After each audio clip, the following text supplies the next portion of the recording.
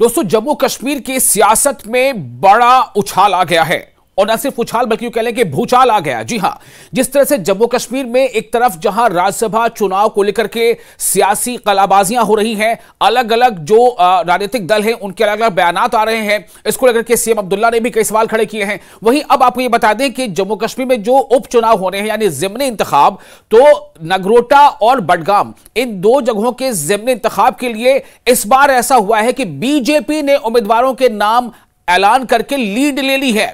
जैसे आपने देखा था कि राज्यसभा का जब चुनाव की बारी थी तो उम्मीदवारों का ऐलान करने में नेशनल कॉन्फ्रेंस ने सबकत ले ली थी, लेकिन इस बार उम्मीदवारों के नामों का ऐलान करने में बीजेपी ने सबकत ले ली है।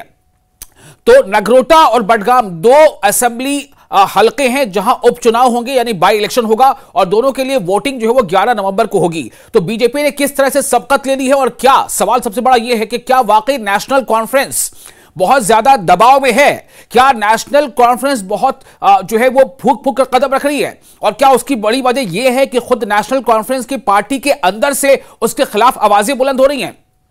आपको बता दें कि ज़िमनी इंतखाबात को लेकर इस वक्त की बड़ी सियासी हलचल यह है कि बडगाम और नगरोटा दोनों सीटों पर बीजेपी ने चुनावी मैदान में कूदने का ऐलान ही कर दिया, और न सिर्फ ऐलान कर दिया बल्कि अपने दोनों सीटों के उम्मीदवारों का भी ऐलान कर दिया। जी हां, बडगाम और नगरोटा में होने वाले उपचुनाव के लिए बीजेपी ने उम्मीदवारों का ऐलान कर दिया है, और इस ऐलान के साथ यह माना जा रहा है कि कहीं ना कहीं एनसी उम्मीदवारों के ऐलान करने में जो एक कॉन्फिडेंस दिखाना चाहिए था उसमें नेशनल कॉन्फ्रेंस थोड़ा सा पीछे रह गई है, या फिर यह है कि इसे एक हिकमत अमली भी मान सकते हैं। आपको पहले यह बता दें कि नगरोटा और बडगाम इन दोनों सीटों पर बाई इलेक्शन यानी ज़िमनी इंतखाब क्यों हो रहे हैं। आपको पता होगा कि नगरोटा जो सीट है वहां से बीजेपी के देवेंद्र सिंह राणा जो एमएलए थे उन्होंने जीत हासिल की थी बीजेपी से, लेकिन उनकी मौत हो गई जिसकी वजह से वो सीट खाली हो गई।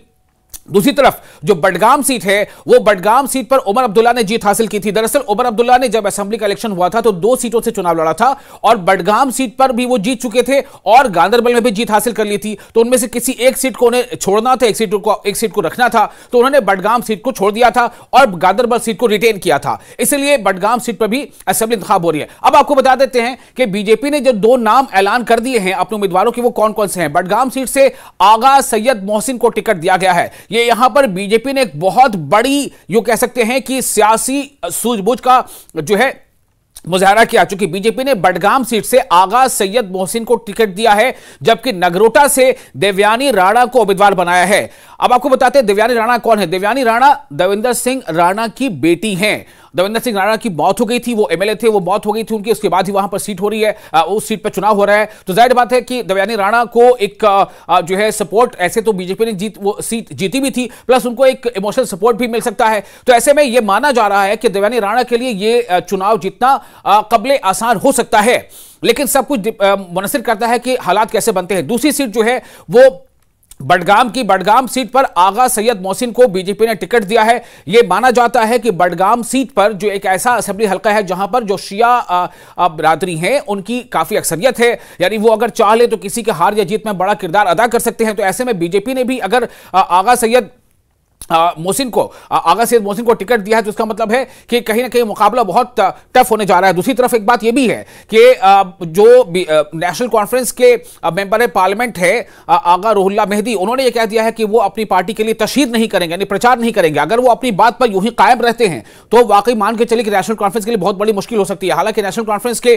कई बड़े नेता, उनका कहना है कि ये पार्टी के अंदर की बात हो और हम आपस में इसको सुलझा लेंगे, और वो अपनी पार्टी के नेता है, वो ऐसा कदम नहीं उठाएंगे बल्कि वो पार्टी के लिए काम करेंगे। तो ये दोनों बातें सामने आ रही हैं। अब आपको हम जरा सुनाते हैं कि आगा सैयद मोहसिन, जिनको बीजेपी ने बडगाम से उम्मीदवार बनाया है, आगा सैयद मोहसिन को, वो क्या कुछ कह रहे हैं इस चुनाव के ताल्लुक से और अपनी उम्मीदवारी के ताल्लुक से। सुनिए आगा सैयद मोहसिन जो बडगाम से बीजेपी उम्मीदवार, वो क्या कहते हैं। जैसे आपको पता है, आप तो वाकिफ हूं, अगर उमर अब्दुल्ला साहब ने यहाँ से इलेक्शन लड़ा, 1 साल उसकी सरकार बनी, उसने यहाँ से रिजाइन दिया, आज तक उन्होंने ISM बडगाम कॉन्स्टिट्यूंसी में कब विजिट किया। उसके बाद उन्होंने बोला हम 2-2 सिलेंडर, हमने बोला 2-2 सिलेंडर देंगे, हमने 5-5 किलो राशन ज्यादा देंगे, उसके साथ हमारे यहाँ बिजली मेगावाट फ्री ऑफ कॉस्ट देंगे जो इनके पास, मगर आज 1 साल, उसका 1 साल से भी ज्यादा हुआ, मुझे कहीं नजर नहीं आ रहा। आज लोगों को पता है आज यहाँ नेशनल कॉन्फ्रेंस ने क्या किया, नेशनल कॉन्फ्रेंस ने क्या दिया, नेशनल कॉन्फ्रेंस ने क्या दिया, भारतीय जनता पार्टी ने 10 साल में क्या दिया। अच्छा, बिल्कुल। क्या कुछ आप मतलब मुद्दे रहेंगे, क्योंकि आपने नेशनल कॉन्फ्रेंस पीडीपी पर निशान साधा, क्या कुछ मुद्दे होंगे जिन पर आप काम करेंगे? मैं इंशाल्लाह मैं लोगों को यही मैसेज दे रहा हूं आपके माध्यम से, आज वो एक बार भारतीय जनता पार्टी को मौका दिए, आज वो भारतीय जनता पार्टी को वोट दिए। हम इंशाल्लाह यहाँ सबसे पहले यहाँ बेरोजगारी है, वो बेरोजगारी खत्म होंगे। देखो आपको पता है भारतीय जनता पार्टी जो हमारे डिस्ट्रिक्ट हॉस्पिटल जो 50 साल में यहाँ नहीं बना, आज उस भी काम चल रहा, वो तैयार है, इंशाल्लाह कुछ महीनों में वो यहाँ फंक्शनल होंगे। उसके साथ क्रिटिकल हॉस्पिटल 100 बेड का, ये उम्मीद ही नहीं है। आज हमारे मिरगुल से एरजाल तक जो हमारे यहाँ 32 करोड़ का प्रोजेक्ट बना, वो भी भारतीय जनता पार्टी ने, हमें पता है, हमने काम किया यहाँ ग्राउंड पे, जो फालतू एरिया में भारतीय जनता पार्टी ने काम किया, उसने अभी तक उसको यहाँ से नहीं मिला। इंशाल्लाह उम्मीद है कि आज भारतीय जनता पार्टी को वोट मिलेंगे। और अब आइए आपको सुनाते हैं कि नगरोटा से जो बीजेपी की उम्मीदवार है देवयानी राणा, जो देवेंद्र सिंह राणा की बेटी हैं, वो क्या कुछ कह रही हैं, इस चुनाव को लेकर वो कितनी पुरुमीद हैं। मेरे साथ इस वक्त है देवयानी राणा, जिनको आज नगरोटा से बीजेपी ने कैंडिडेट बनाया है। देवयानी जी, न्यूज़ 18 से बात करने के लिए आपका शुक्रिया, आपका बहुत बहुत शुक्रिया। ये बताइए, आज आपको ये मैंडेट मिला है, क्या कहेंगी, पहली प्रतिक्रिया क्या है? सबसे पहले तो हम भारतीय जनता पार्टी का, खास तौर पर श्रद्धेय माननीय प्रधानमंत्री श्री नरेंद्र मोदी जी का, श्रद्धेय माननीय गृह मंत्री श्री अमित शाह साहब का, श्रद्धेय माननीय पार्टी अध्यक्ष श्री जेपी नड्डा साहब का, श्रद्धेय माननीय नेशनल जनरल सेक्रेटरी श्री तरुण चुग साहब का, राज्य के अध्यक्ष श्री सच शर्मा जी का, राज्य के general secretary organisation Shri Ashok Kaul साहब का, श्रद्धेय माननीय श्यामलाल शर्मा साहब का, श्रद्धेय एलओपी सुनील शर्मा साहब का, श्रद्धेय माननीय भारत भूषण जी का तहे दिल से धन्यवाद करना चाहेंगे कि उन्होंने हमें नगरोटा कॉन्स्टिट्यूएंसी का प्रत्याशी बनाकर हमारे ऊपर बहुत आशीर्वाद दिया है। इनके नेतृत्व के तहत हम भारतीय जनता पार्टी का, जिस तरह से श्रद्धेय माननीय श्री देवेंद्र सिंह राणा साहब ने परचम लहराया था और ये सीट भारतीय जनता पार्टी की झोली में डाली थी, हम एक बार फिर ये सीट जो है भारतीय जनता पार्टी की झोली में डालेंगे। और जिस तरह से माननीय श्री देवेंद्र सिंह राणा साहब ने हाईएस्ट मार्जिन से ये सीट निकाली थी, हमें उम्मीद है कि नगरोटा कॉन्स्टिट्यूएंसी का हर वोटिंग सदस्य हमें आशीर्वाद देगा और ये हम एक बार फिर ये जो सीट है सबसे हाईएस्ट मार्जिन। क्योंकि मुझे याद है 11 महीने से लगातार आप, जब से देवेंद्र राणा जी की देहांत हुआ, तब से लगातार आप नगरोटा कॉन्स्टिट्यूएंसी में प्रवास कर रही है, वहाँ घर घर जा रही है, तो आपकी क्या मेहनत पहले से रही है और किस तरह से आपने लोगों को समझाने की कोशिश और मास कंटेक्ट किस तरह से इस्टेब्लिश किया आपने? जी, राणा साहब कहा करते थे कि नगरोटा का हर घर मेरा घर है, नगरोटा का हर परिवार मेरा परिवार है। और हमें बहुत खुशी महसूस होती है आपको ये बताते हुए कि आज तक जब हम नगरोटा कॉन्स्टिट्यूएंसी के घर घर गए तो आज तक हमें ऐसा महसूस नहीं हुआ कि हम किसी बेगाने के घर में गए हैं। हमारी जितनी भी बड़े बुजुर्ग हैं, हमारी जितने भी बहनें हैं, माताएं हैं, जितने भी युवा हैं, उन सब ने हमें गले लगाकर हमें आशीर्वाद दिया है। और हमें ऐसा अक्सर लगा है कि शायद श्रद्धेय माननीय श्री देवेंद्र सिंह राणा साहब स्वयं हमें आशीर्वाद दे रहे हैं। आपको आशीर्वाद दे रहे हैं। कितना कठिन है और क्या चैलेंजेस आपको लगता है?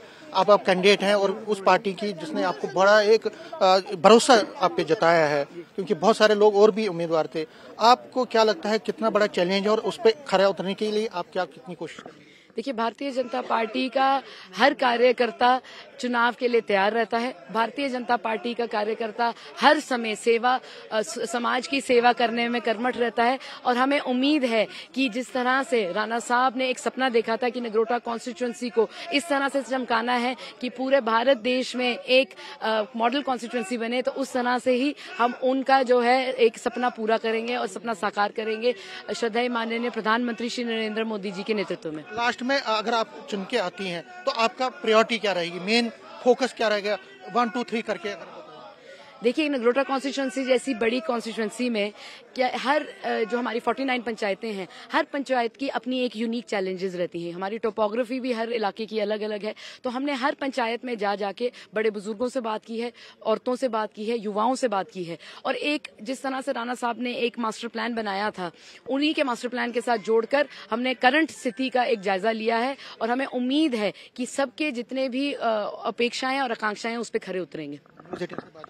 तो सुना आपने, अब यह देखना अहम होगा कि नेशनल कॉन्फ्रेंस की तरफ से 2 उम्मीदवार कौन होते हैं। और इसके अलावा आपको बता दें कि इसमें अल्ताफ बुखारी जो अपनी पार्टी, उन्होंने भी ऐलान कर दिया है कि वो दोनों सीटों पर अपने उम्मीदवार खड़े करेंगे। तो कुल मिलाकर ज़िमनी इंतखाब जो काफी दिलचस्प होता जा रहा है।